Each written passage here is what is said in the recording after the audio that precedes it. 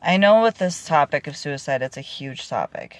And I look back at where I was at, of feeling hopeless and hearing people say that they care and that they want to be there for me. And it felt like empty words. It did. It felt empty. I found out later why it was empty because, they were only there for a short period of time. They weren't there for the whole journey, and they didn't really.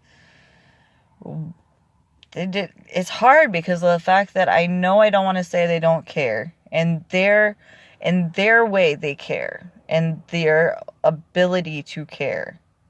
And their ability to love. Because I know from personal experience, my mom says that she loves me. I know that she can't love me to the degree that I love, and that is because she's manipulative, she's narcissistic. She says she loves me, but there's really no depth to it. And that's with narcissistic abuse. When somebody says that they care about me or they love me, I'm looking at their intentions, I'm looking at their actions, I'm looking at, does their words match their actions? And so many times I see that it doesn't. You care to the level that you're able to care. But who has emotional space to hold somebody who is suicidal? To hold open space for us to come to talk, to not pick it up, to not judge, to not put their biased opinions in it. Because with borderline personality, we are more empathic. We feel other people's emotions. We feel their true intentions. It's not the fact that people don't care. It's just that we see the fact of the depth of that care and that compassion. And yes, it took a long time for me to get to the maturity and the understanding and the compassion for those that say that they care about me. Because when I was in that suicidal state, it was not enough. For me, when somebody said they cared, saying those words was not enough to reach me. It was on deaf ears. Yes, you care in your way, in your perspective, but that's not hitting me. Words don't matter as much as your actions. You can sit next to somebody who's suicidal and say absolutely nothing and make every single impact to save that person's life. Words don't really mean as much as your actions. Hold space for that person to be who they are without changing them, without trying to change the situation. Yes, accept the fact that I had to look at my life and realize that anybody who said that they cared couldn't save me. Nobody can save you from yourself. You have to make that ultimate decision. I hear it from a lot of people with borderline personality disorder of the fact that this is my pain and I want it. And yes, own it. It is your pain. You are choosing to hold it. As part of taking responsibility and that ownership. But you know what? Within that ownership of you claiming your pain, that's also empowerment. Because any choice that you consciously make, is empowerment.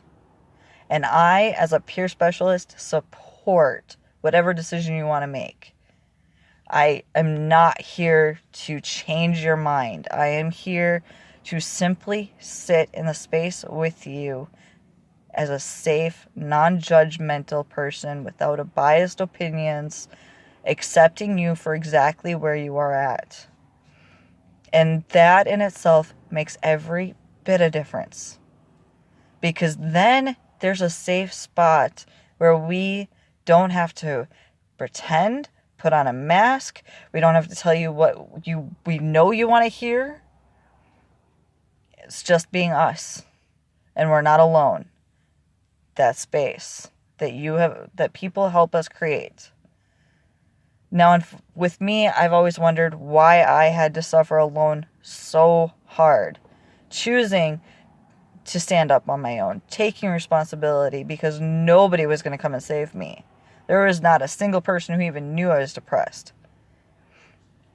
And I was surrounded by people, mother support groups, my AA members. I mean, nobody knew I was depressed. Everybody saw me as the most happiest person on the planet. And here I was thinking about how I was going to kill myself.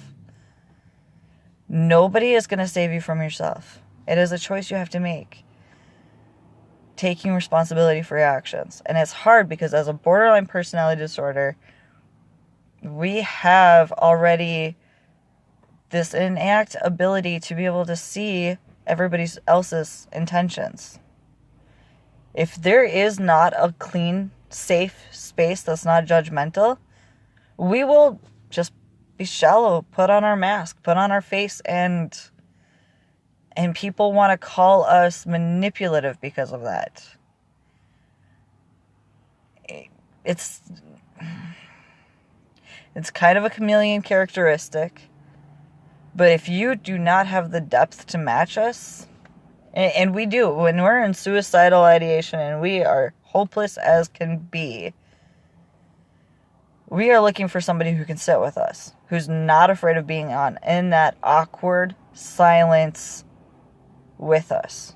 Because it does get dark. I have been there on both ends, sitting with somebody who is telling me how they're going to do it and telling me that they don't care, and you feel it. I mean, it is so impactful sitting around somebody who is in that depth of hopelessness.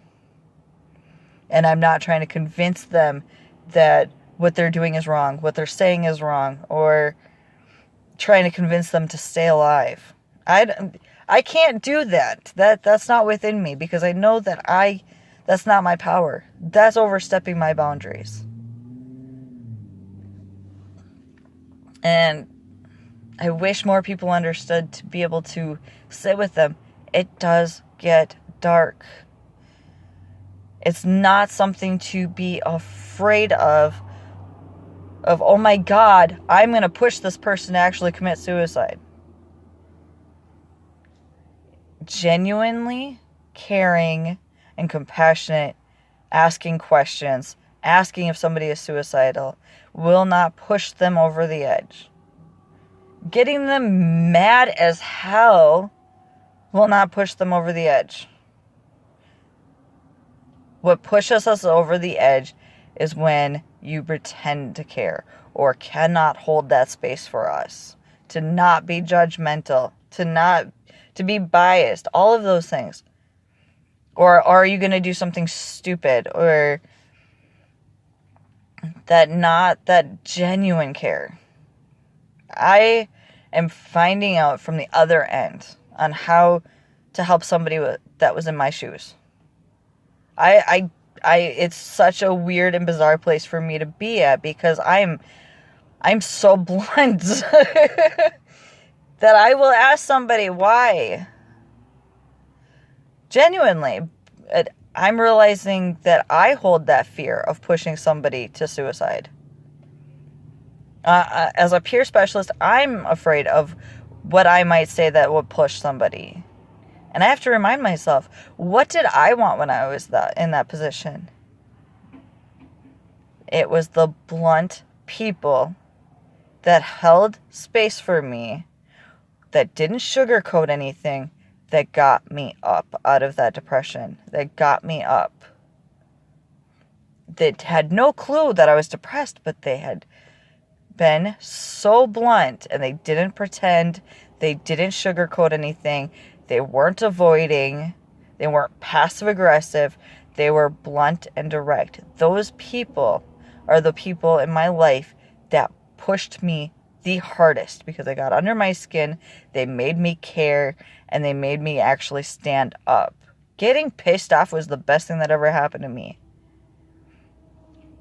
And everybody's like, oh, don't touch this subject. This is a touchy subject for them. There's a difference between honestly pushing somebody because you know it's a button and you're doing it out of a harmful position. when you're doing it in a compassionate understanding and wanting to actually understand somebody who's depressed, like, how is your thought process? Why are you thinking this? Like, where is your thoughts going? You know, do you even know how your thoughts are working? Like, how? Why? Open-ended questions. Ask us. When we're suicidal, 90% of the time, we'll answer them. Or it'll make us think. There is nothing wrong with asking questions. Getting to know us, because trust me, that opens up a whole new field, because you're not pretending, you're not trying to fix us, you're not trying to put on a fake smile of trying to convince us that everything's okay. You are genuinely trying to get to know us. And I say us because I'm in that group. I'm on both ends of the spectrum. I am a peer specialist who is a mentor who helps other people out, and I'm suicidal at times with suicidal ideations, and I am aware of my thought process, and I'm getting better with that every day. But sit with us, ask a question. Do not be afraid of asking questions. And blunt, the people that have impacted me the most were the ones that never were afraid of asking straight, blunt out questions, because we knew where we stood. There was no second guessing.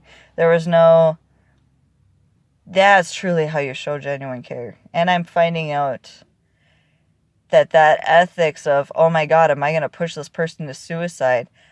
Go back to how I was at when I was suicidal. Go back to my worst position ever. What got me out? What got me up? It was never the people that were blunt. It was never the people that actually asked the questions. It was always the people that tried to convince me that everything was okay and get me out of that dark place. I don't have to be out of my dark place. I need somebody to sit with me in my dark place to get me out. Show me the light. Show me where I can go. That is how a peer specialist is supposed to work. And I impress myself every day. This is the first time in a very, very long time I am actually not depressed. I am actually happy, which is a whole new sensation after 10 years of severe depression. I tell you what, it's weird being out of depression. You don't even realize how depressed you are until you are finally happy. And oh my God, I'm amazed at the transformation I have made being a peer specialist and seeing everything from the other end, and being a mentor and being able to help people and understand that all of my hardships were for a specific reason. Because now I really know how to get to every single person I work with. You know, and I love it. My sister hit the nose right on the head when she said that every single person has a language all on their own. Everybody has their own communicational style. I have a gift to be able to reach every single person on their level, without downgrading, without belittling, without making them feel any less of a person, but be able to use their communicational style to reach where they're at. Whether they're depressed and suicidal, or they don't know what's going on, they're just in a crisis. Every single level. I am on every spectrum. And it's so amazing to see where I came from, of how hopeless I was, to being able to make an impact. And I'm so grateful. So grateful. Because I want to inspire every single person that even if you have absolutely no help, there is always hope.